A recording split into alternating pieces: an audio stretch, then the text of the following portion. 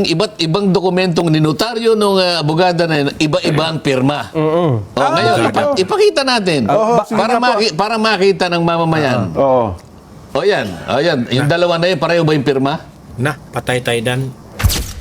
May latest update po itong si Attorney Kaufman, itong legal counsel at isa sa mga legal team ni former President Duterte doon sa The Hague sa ICC, no? At usap-usapan ang patungkol sa di umano na natagpuang unconscious raw itong si former President Duterte sa loob ng kanyang detention cell. Okay? So, babasahin natin ang latest statement at update nitong si Attorney Kaufman kaugnay po dito sa issue na ito. Okay? Mamaya, atin po yung babasahin. Pangalawa nating pag-usapan ay eto nga, no? Si Presidente, itong si Bongbong Marcos at itong si Vice President Inday Sara Duterte ay binalita na ang kanilang salin. Okay? Tingnan natin mamaya kung magkano na po ang net worth ng Presidente at ang Vice President. At magkomentaryo, mag-react po tayo dito. Okay? At last but not the least na ating pag-usapan ay patungkol po dito kay Senator Marcoleta sa kanyang programa sa Net25 ay in-update po tayo patungkol po dito kay Guteza at dito sa posibleng mangyayari kay Zaldico, Martin Romualdez at ni Presidente Bongbong Marcos na nag-expose na itong si Zaldico patungkol nga dito at kinasuhan na si Zaldico at si Martin Romualdez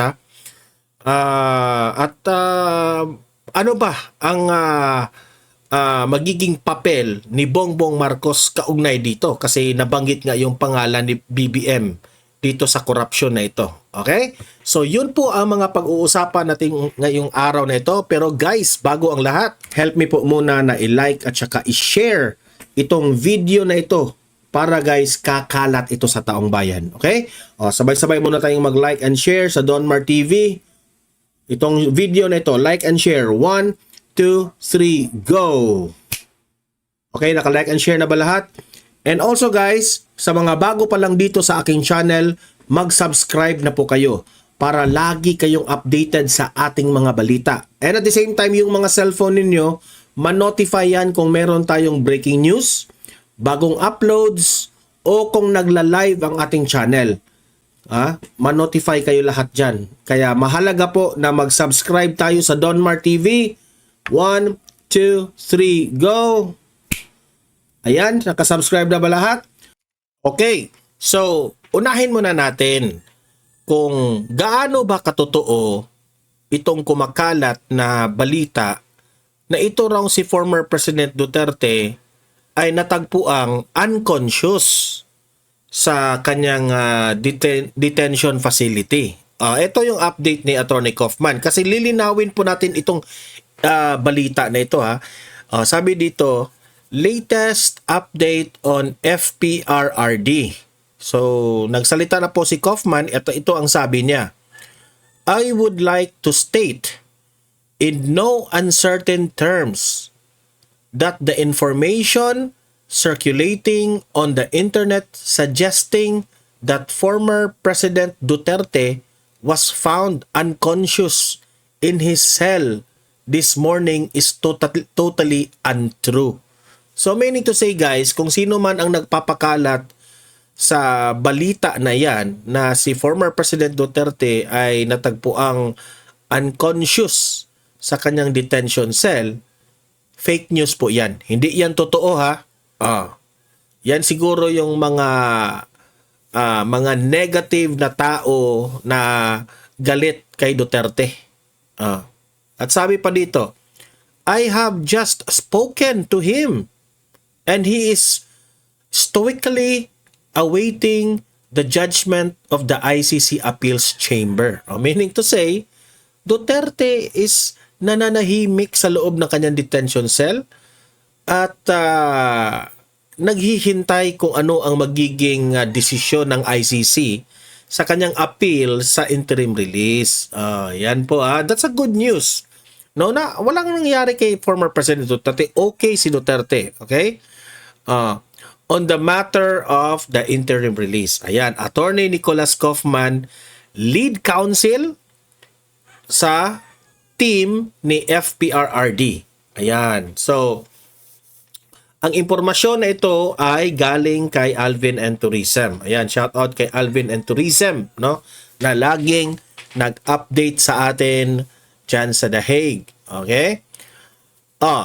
So, fake news po yan. Tulungan po natin si former President Duterte. I-post nyo ito at sabihin nyo na fake news po yung kumakalat na balita na unconscious raw si Duterte. Okay? So, malinaw? Okay? Sige. Punta tayo dito sa next topic natin. Heto na nga, no? Kumakalat ngayon sa social media at sa mainstream media ang balita na inirelease nila ang mga salin ng ating presidente. Inyong presidente pala. Hindi kami kasali dyan. Ayaw na namin dyan. At ang ating Vice President. Okay, heto po yung balita at tayo po yung magre-react dito. Okay? Play. Nakuha ng News 5 ang kopya ng mga Statement of Assets, Liabilities and Net Worth o SALN ni Pangulong Bongbong Marcos at Vice President Sara Duterte para sa mga taong 2023 at 2024. Noong isang taon, nagdeklara si PBBM pati kanyang asawang si First Lady Luis Araneta Marcos ng 21 real estate properties na aabot sa higit 142 million pesos. Kayo po ba'y naniniwala dito na ang total value of real properties ni BBM at ang kanyang asawa na, nag-combine siguro sila, 142 million. Kayo po ba'y naniniwala dyan? Paano yan? Kayo nang humusga kung dapat ba itong papaniwalaan. Okay, play. Kabilang dyan ang mga bahay at lupa sa Lawag City. Kasama na dyan yung mga bahay, lupa, mga sasakyan, mga properties talaga. Hindi lang pera. La Union pati Ilocos Norte. Nagdeklara rin sila ng personal na ari-arian kabilang ang cash, investments at meron pang 247 million. Mga personal property. Yun talaga yung una, pera pala.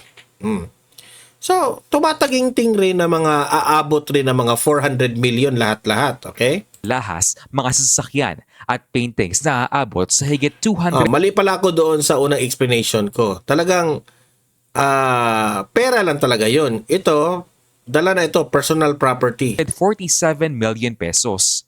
Pinakamahal na sasakyan ang Mercedes-Benz Maybach 2023 model na nasa 10.5 million. May 126 paintings ding dineklara ang first couple, kabilang ang mga obra ni na national artists Fernando Omorsolo at Ben Cabrera. Ang pinakamahal na painting nasa 19 million pesos. Luxurious talaga ang buhay ng Marcos. Hindi na natin yan. Hindi na tayo magtataka niyan. Na obra ng national artist ding si Jose Hoya. Walang utang na idineklara sina PBBM at ang First Lady. Kaya ang net worth o deklaradong yaman nila para sa 2024 nasa 389 ito na siguro lahat-lahat. Tama yung round off natin, 400 million. 4 million.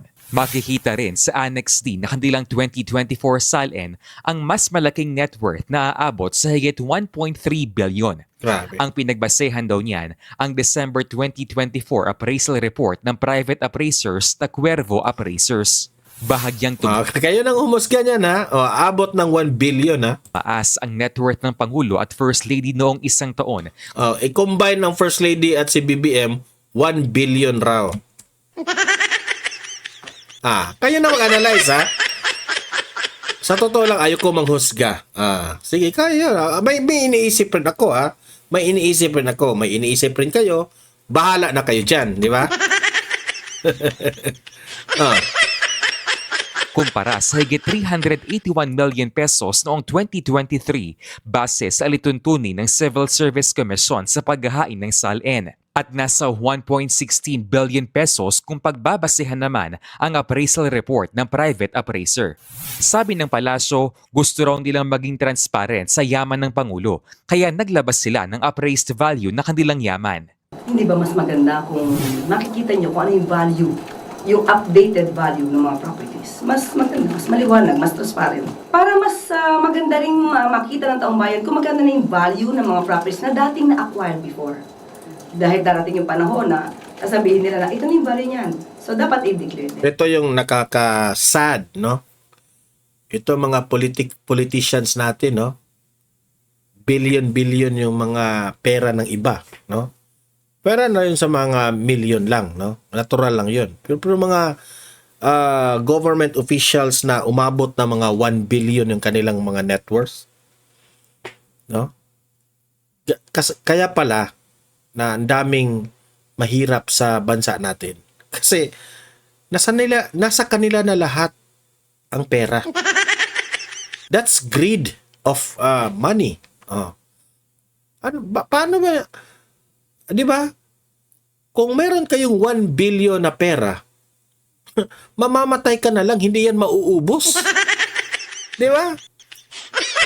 Samantalang ikaw bilang presidente ng Pilipinas, malulunok ba? Malulunok mo ba bilang presidente yung mga pagkain na kinakain mo araw-araw na merong mga Pilipino na walang kain? Halos nga hindi makakain ng isang beses, isang araw. Di ba? Ang kanilang pagkain, binabase na lang nila kung meron talaga yung mga sa bukid ng mga mahirap, binabase na lang nila sa kung when sila makakain, kung meron tulong, o di ba kaya'y tumubo na yung mga tinatanim nila. Kawawa. Tapos sila, ang sobrang daming pera. So wala namang mali doon. Mas maganda nga po. Nagdeklara naman si Ito naman kay Vice President Sara Duterte, Vice President Sara Duterte at asawa I'm not so sure, if itong research ng kasi nire-research lang nila ito, tingnan lang natin kasi basing ito sa mainstream media research ng dalawang the two highest government official. niyang si Attorney Mans Carpio ng Real Properties na aabot sa 66.8 66 million. Normal. Obvious, kung yan man ay totoo. million pesos noong 2024.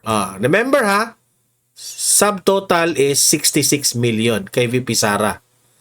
Ito po ay 2024, 2024. Kabilang dyan ang mga lote, bahay, pati condominium units kung saan karamihan ay nasa Davao City na kanilang baluarte. Mayroon din silang personal properties gaya ng motor vehicles na aabot sa higit 31 million pesos. Pero nagdeklara sila ng liabilities o utang na aabot sa halos 10 million pesos. Di ba? Meron silang utang. Kaya ang net worth ni VP Sara at ni Attorney Mans nasa 88.5 million pesos. Mas mataas yan kumpara sa 77.5 Remember, meron rin ito mga negosyo. million noong 2023. Ang paglalabas ng SALN nila Pangulong Marcos at VP Sara ay sa gitna ng mga panawagan ng transparency sa gobyerno na nahaharap sa kontrobersya ng katiwalian. Nagbabalita mula sa Frontline. May nabalitaan nga ako yung isang na hindi ko lang na-download yung video pero nasabi doon sa balita na si VP Sara raw ay meron raw kontraktor na nalilink sa kanya patungkol po sa tumutulong raw sa kanya during the campaign sa 2022. Pero nung ni-research nila, napahiya lang sila. Kasi itong kontraktor na ito, walang natanggap na proyekto galing sa gobyerno. Diba? Ganyan po kalinis ang ating Vice President. Okay? So, kayo nang humusga.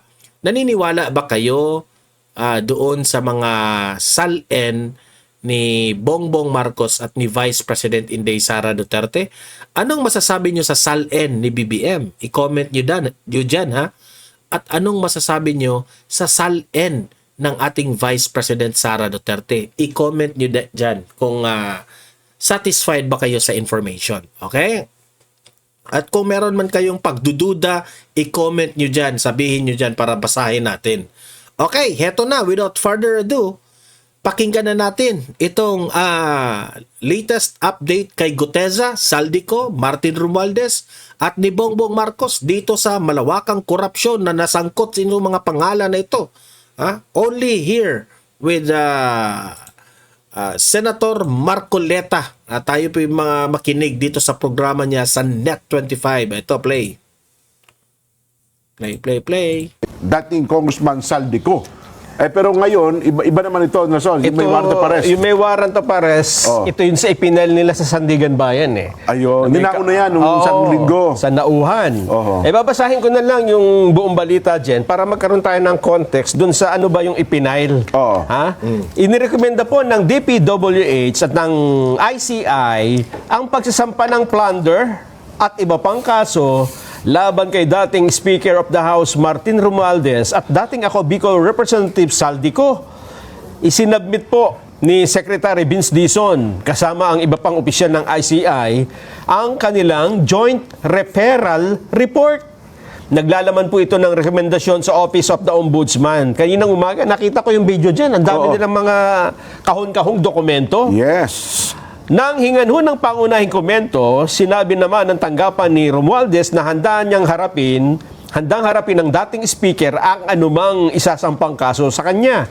Ayon kay Dizon, kabilang ho sa joint referral ang mga kontratang kinabibilangan ng SunWest Incorporated at High Tone Construction mula 2016 hanggang 2025 na sumasaklaw sa proyektong nagkakahalaga ng halos 100 billion pesos. Nahahati ito sa 67 billion pesos sa SunWest at 32 billion pesos para sa High Tone. Kasama din daw sa referral ang mga sinumpang salaysay. Eto na. Alam mo ba kung kanino mga salaysay ang tinanggap nila? Kanino? At ginamit na basihan dito? Yun sa sinasabi nilang peke ang notaryo niyan, hindi yan. Gano'n, so ginamit Ginamit po ang salaysay ni retired Sergeant Orly Gutesa. Nako, Kaugnay ito kina Romualdez at ko.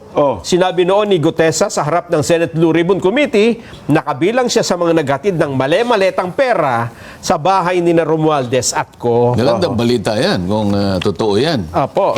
Dahil kung ginamit si Gutesa, yung statement po niya. statement niya, dahil sa matagal ko namang sinabi na yung statement na yun, ayun ang pinaka-credible. Walang sino man, bukod kay Gutesa, ang gumawa ng isang statement na nagtatahi mula kay Saldico hanggang kay Speaker Martin Romualdez. Di ba? Sa mga katwid, kung ginamit nila yon, pinawalang bisa na nila yung kanilang mga kinatha na mga aligasyon na di umano ay si Gutesa pang nameke ng notaryo. Oo nga po.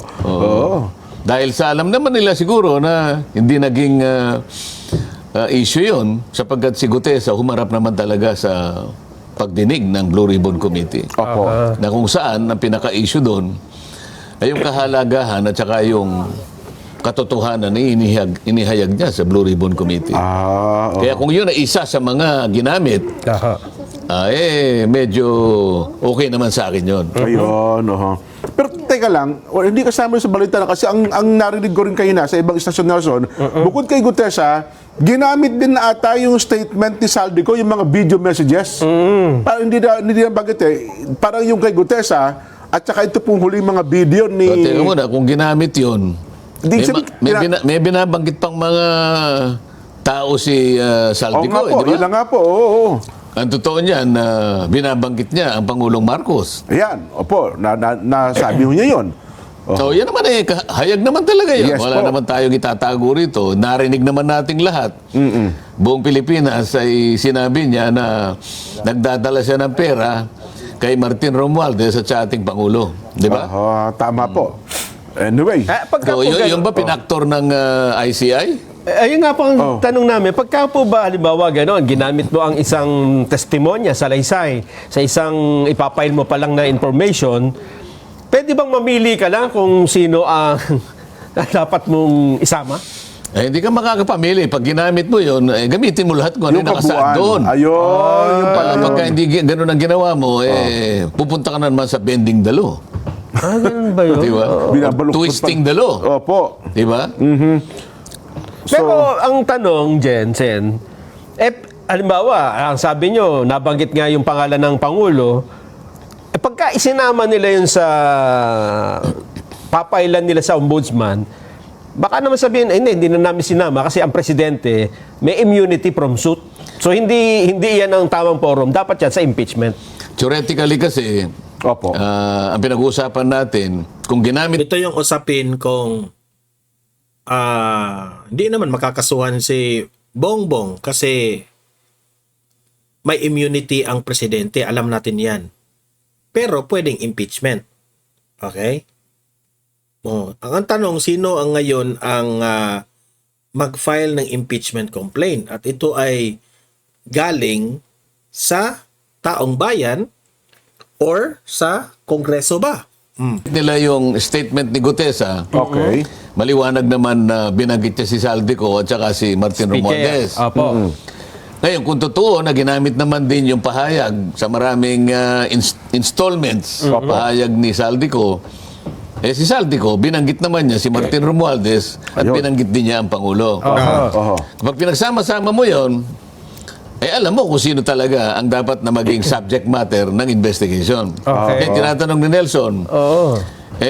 yung doktrina na ang Pangulo ay immune sa Anumang kaso. anumang kaso, totoo Yes po. yun. Opo. Pero ang pinag-uusapan natin, Nelson, investigasyon lang naman eh. Hindi naman kakasuhan. Kasi para kumpleto. Ah. Dahil nga sinasabi okay. natin, huwag tayo maging selective. Opo. Total naman, binanggit lahat ang mga pangalan ng mga kung sino-sino. Sinino naman eh. Opo. Ang investigasyon na kinakailangan umikot sa lahat ng mga nabanggit. Ngayon, pagdating na doon sa pagpapile ng tama at kaukulang asunto, doon na ninyo i-consider yung doktrina that the President is immune from suit. Ayun. Di ba? At hindi naman siguro Wala namang immune sa investigation. Sabi nga natin, Ayun. no one is above the law. Yes po. Di ba? Kahit man. Pangulo ka man ng Pilipinas, hindi ka mas mataas sa batas. Opo. Hindi kagaya ng meron sabi, hindi. Mas mataas ang ganito sa batas. Yung Kaya impeachment court. hanggang kanina pinag-uusapan yun eh. Opo. Oho. yung mas mataas ang impeachment court kaysa sa Supreme Court, yung po ba yung tinutukoy? Isa yun, ano? Nakata, sinabi niya, mas mataas ang tao sa batas. Di ba? Yun pa. Di ba ganun? Tama. Kaya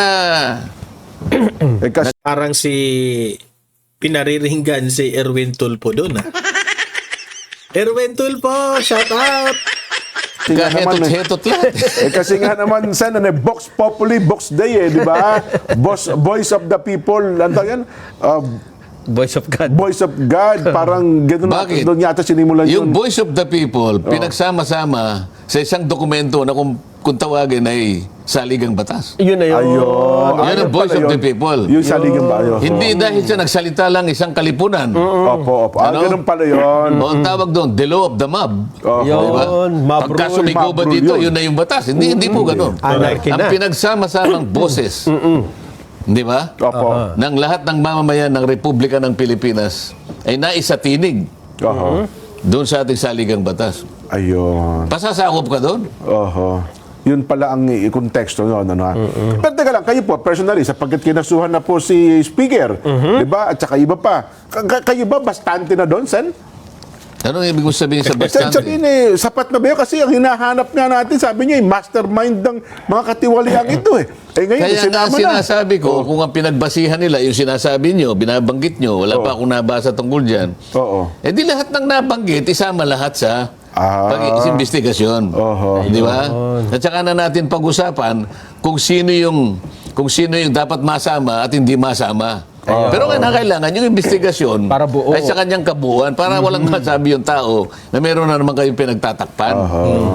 So kung yun ang pagbabatayan pala natin, Nelson, kasi nga kanina yung sinampahan na ng kaso, di ba, ng...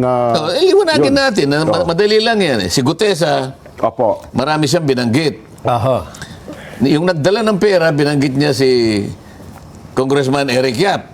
Opo. Tama po. Tama. Oh. Pagkatapos, dinala sa bahay ni Saldico. Si Saldico, mula sa bahay ni Saldico, ibinigay kay Speaker. Opo. Sabi naman si Saldico, totoo yun, sabi niya. Oho. Pero hindi naman sa akin napunta yan. Binigay ko kanya si Speaker at saka sa Malacanang. Oho. O sa mga tweet, napagtahi-tahi na. O di lahat ng ito, tuntunin lahat.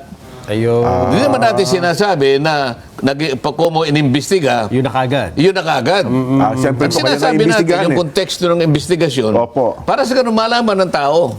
Kasi ang tao naghihintay eh. Nag-aabang. Ang problema, Sen, noong ito ay marinig ni Senador Panfilo Lacson, meron na kagad siyang conclusion, di ba? Oo Sabi nga. niya, absolutely, walang untrue and false na may kinalaman dito ang Pangulo. Paano niya nalaman yun? Misrepresent lang daw po. May na batay sa pahayag ni Yusek Bernardo. Kasi yun daw kinumento sa kanya ni Yusek Bernardo. Ang nag-uutos, ang kumakausap ay sina Adrian Bersamin. At saka itong si Yusek Olagbar. Bakit? Yung pag-uusap ba na yun, yun na yung, yun ang kabuuan ba ng mga bagay-bagay na dapat na isangkot para sa ngayon masabi mo yung tao ay hindi dapat ipaghabla o dapat ihabla. Yung ba pakikipag-usap niya sa isa o dalawang tao, yun na ba yung prosesong hinahanap ng batas? Siya ba yung nasa lugar? Siya ba yung merong authority para sa ganon ay magmula doon sa lugar na yon yung desisyon para usigin ito o usigin yon o hindi dapat usigin. Siya ba? Kasi tingnan mo, yung legislature at saka executive at saka yung judiciary, hindi magkakapareho ng... merong hangganan ang kanilang jurisdiction. Kaya nga, kung tawagin natin, ay constitutional boundaries. Separation of powers. Opo. Kailangan talagang manatili yun eh. Kahit na halimbawa sa legislature may tinatawag kaming pagdinig, paghusisa, pag-imbestiga sa ilalim ng Blue Ribbon Committee, nananatili na legislative in character. Ayun. Dahil sa ang ginagawa namin ay pantulong lamang para sa ganon makahanap kami ng mga batas na pwede namin gawin. Para sa ganon, yung iniimbestiga ay malagyan ng kaukulang mga batas para hindi na maulit yung mga bagay na ito. Opo. So, legislative in character, bakit ka makikialam doon sa usapin ng executive? Kung mo ba nakapag-imbestiga kami ng ganito at ganyan? Alam mo, yung regulasyon ng Blue Ribbon, pagka yun ay binasa mong mabuti, nakalagay doon eh. Pagka ikaw ay nag-iimbestiga, sabi nila, doon sa aming tuntunin, at in the course of our investigation, nakahalungkat kami ng mga krimen o irregularities. Kinakailangan i-repair na kagad sa mga opisinang may kinalaman sa pag-uusisa at paghahabla. Ang sinasabi ron yung ating National Prosecution Service at ang ating mga korte. Maliwanag, maski sa jurisprudence. Sinabi, Senate versus Neri. Opo. Ang katungkulan, sabi niya, ng legislatura ay gumawa at maglatag ng batas. Kailanman ay hindi ninyo tungkulin ang mag-usisa ng krimen. At hindi kayo pwedeng mag-prosecute at hindi kayo pwedeng mag-adjudicate. Ngayon, kung sinabi nga ni Senador Lacson yun, nasa sa kanya yun. Kaya ang tanong ko, dahil ba meron siyang nakausap? Opo. Ang talagang maghahabla ay yung ating national prosecution. Kung halimbawa, DOJ, merong yan eh, may pagkakahati yan eh. Opo. Yung mga low-ranking officials of government, DOJ yan. Okay po. Merong salary grade yan eh. Opo. Halimbawa, salary grade 65 and below. Halimbawa. Opo. Hindi ko kabisa sa ulado yun eh. Opo. Umari 65, umari. DOJ. Okay. 67 pataas, halimbawa, Opo. ito yung ombudsman. Ayun. Yun naman. O ngayon, ipaghahabla pa lang.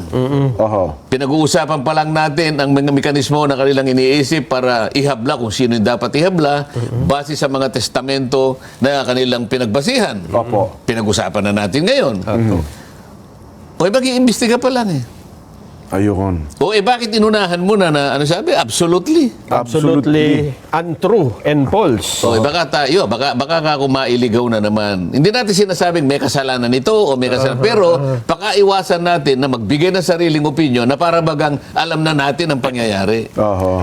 Kaya tayo minsan napupunta kung saan-saan eh. Kasi nga naman, yun daw ang another supplemental affidavit, di ba? ni Bernardo. Panibagong... Pag hindi mo opo. kabisado at hindi pa naman talaga yun ang nangyari, kasi uusisahin, iimbestigahan, sabi ko nga sa'yo, DOJ o kaya ombudsman, Opo. pagkasapat na ang kanilang mga pag-aanalisa, pag-aaral, pag-iimbestiga, sila lamang ang pwedeng magpasya na maghahabla pa eh. Opo. Hindi pa rin sila ang pwedeng magbigay ng opinion kung sino may kasalanan eh. Sila pa rin magkakaso. Kasi sabi nga natin, yung quantum of evidence, di ba? Yes po. Sapat lamang hahanapin nilang ebidensya para lang sila makapag-file ng kaukulang asunto. Oho. Ang korte, sa mga darating na panahon, sila lang ang magsasabi, itong may kasalanan, Ayan. ito, at saka ito, at saka ito. Tama. Oho. Wala pa tayo Wala nun pa. eh. Wala pa po. Paano ngayon ang sasabihin mo na absolutely False and Ano true. eh? False and... Untrue untrue. and false. sa Biblia may nakasulat eh. Oho. Kapag ka yung bulag, inakay ng kapwa bulag, Oho. saan mapupunta, Nelson? Sa bangin. Sa diretso. kanal ho yun. Mapupunta Ayaw sa... natin yung ganun. Ang palagi nating tuntunin o panuntunan, i-guide natin ang ating mga kababayan sa pagitan ng mga tuntunin, mga batas na umiiral. Opo. Para sa ganun, lahat makaiwas dun sa pagkakamali. Pag nailigaw mo sa daan, isipin mo, imbes na pupuntahan niya, malapit lang. Opo. Akala mong naligaw yung tao, nagkagasta-gasta, napagod. Yun ang ayaw natin. Oho. Yun ang physical lamang na destinasyon ang pinag-uusapan natin. Paano yung kaalaman? Paano kung yung katwiran na ipihit mong gano'n? Nailisya mong gano'n? Ang daming mamamali doon. Ang daming masasaktan doon. Ang daming maapektuhan doon. Pero ako naman, Sen, ang personal ko lang, at least, Nelson, di ba? Nagsimula ng masampahan sila ng kaso para bumulong na yung sinisigaw nating accountability at saka hustisya. Kaya nga, Sen. kung nasampahan nga sila, Opo. pabayaan natin gumulong yun. Ayun, oho. Tahan natin, ang mag-uungkat dyan, ang maglilitaw ng katwiran at katotohanan dyan, yun nga, yung taga-usig. Opo. At later on, yung korte. Oho. Yung sinasabi nating panliligaw halimbawa, panlilin lang. Tingnan mo na lang yung notaryo na yan. Ayan, Pinag-usapan sa matagal na panahon, ipilit na inililihis para sa ganoon malimutan mo na ang pinag-uusapan ay yung kinurakot na pera kung saan napunta. Opo. Napunta tayo, ang atensyon natin sa notaryo. Ipakita, ganito yan eh, nagkaroon ng pagkakataon ng, nagkaroon ng pagkakataon na mausisa natin yan. Tinanong ko kasi budget ng judiciary eh. Opo, napanood ko yan, Sen, oho. So tinanong ko na, hindi ba ako pangkaraniwan naman pag nagpapanotaryo ka, lalo na yung mga notaryong dikit-dikit sa mga lugar ng mga city hall na yan. Opo. Meron ba isa sa inyo ka ako na may nagkusa na tinanong doon sa nagnotaryo sa kanya, Sir, pasensya ka na. Opo. Ikaw ba talagang pumirma Pumirma nito? nito, Pwede bang pumirma ka uli para makita ko lang na ikaw ang pumirma nito? Opo. Wala nga ganun eh. Ngayon, pinasuri ko ngayon. Pinagbigyan ako mismo doon sa plenary na sinabi ko kasi, paano ka ako yung judge naman kasi, Mr. President? Opo, tama.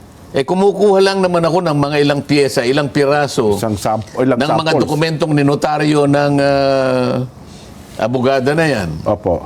Sa akin ako naniniwala talaga na hindi niya pirma sapagkat kalakaran na yan, hindi naman silang pumipirma eh. So hindi naman issue siya sa akin maharap. yan. Tama po yun. Oho. Ngayon, kapag ako'y hinayaan yung makahingi man lang ng mga dokumento na maihahambing ko Opo. doon sa pagkakapirma doon sa dokumento ni Gutesa. O edi, sabi ko, ayos na to, parang vindication na to. Yan, tama kayo. Alam mo, sabi ng judge, nagsumbong ako sa Sa Korte Suprema, opo. Hindi, dito mismo sa hearing, plenary. Opo. Kinuwento ko. Opo.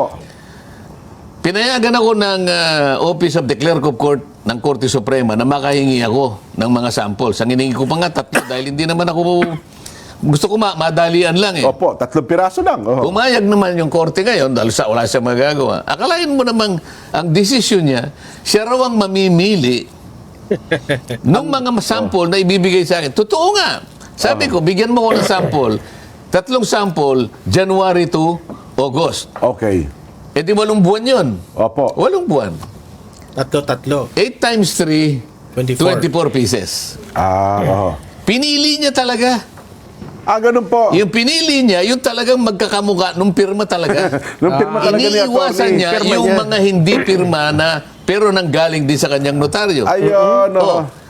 Sabi ko sa plenary nung isang araw, kung papayagan niyo ako na makakuha kami na mismo ang maghanap. Yan, opo, So, oh. pumayag ngayon.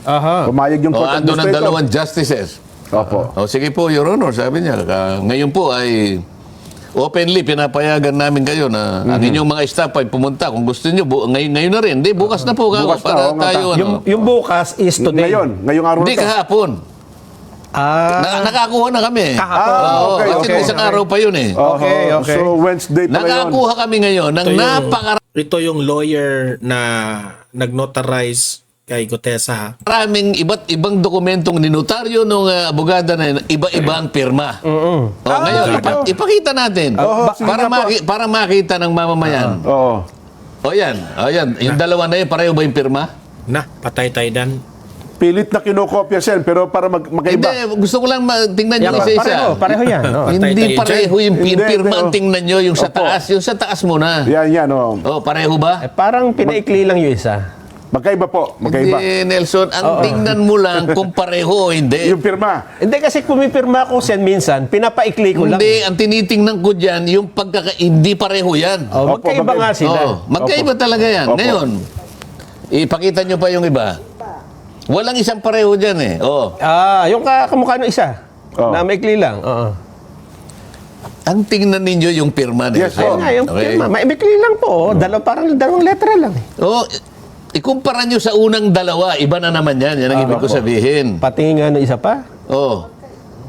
Hindi pare-pareho. Yan. Yan ang magkaiba. Yan ang ibang-iba. Malayo. Ito yung malayo. Huwag natin pag-usapan yung ibang-iba, Nelson. Gusto kong makita, i-guide natin ang ating mga kababayan. Magkakaiba Ipinakikita ko lahat yan pag iba-iba yan. Opo. Yung sa taas. Ito iba talaga ito. Ano pa? Ayan. Pareho ba yan? Iba na naman yan, dalawa na yan. Opo. Madaling sige pa, kopyahin kasi marami ito, yan. Oo. Ay, iba Oh. rin, no? Ano ang ibig ko sabihin dyan? Meron pa ba? Meron pa? Ibig ba sabihin, nung babaeng nagnotaryo dyan, lahat yan pineke? Eh, kung, Galing yan sa kanyang notarial Opo. books. Ayan ha. Kung lahat ng yan peke, marami pa kaming makukuha eh. Ang daming namemeke ngayon. Ito galing sa kanyang sariling notarial book. Oho. Naka-record. Ay, Opo, nakarecord yan. eh. September So, meaning to say, may kumopya sa kanyang pirma.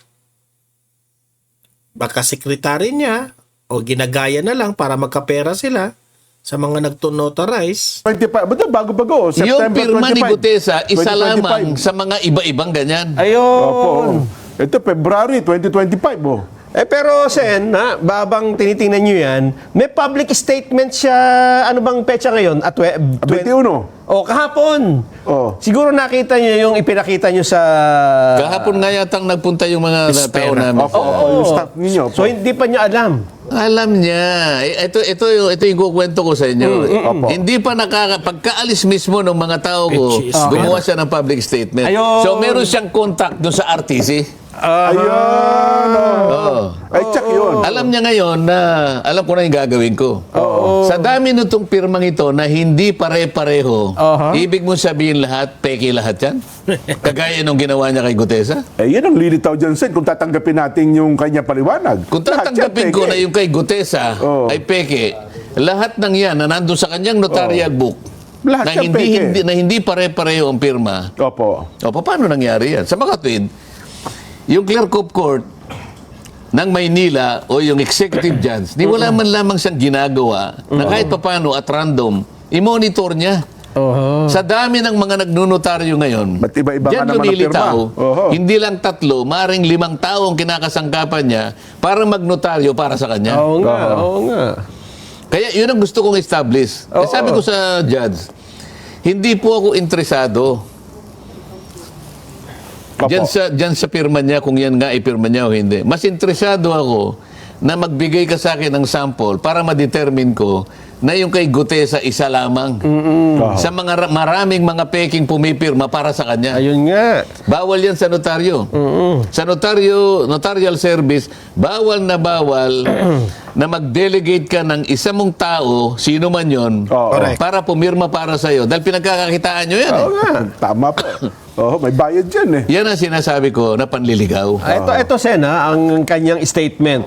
Dinideny niya na kanya yung 24/7 na, sabi niya, no legitimate lawyer or notary public operates a 24/7 notarial office. Yan daw ay red flag. Wala na akong pakialam sa kanya. I-deny niya kung gusto niyang i-deny. Pero doon nakuha yung isa sa pumirma. Ayun. Paano nga itong naipakita ko sa inyo na iba-iba ang pirma? Sagutin niya ngayon, bakit kasama sa notarial book mo Ayun nga. na yung isinabmit sa RTC, hindi mo naman pirma yun.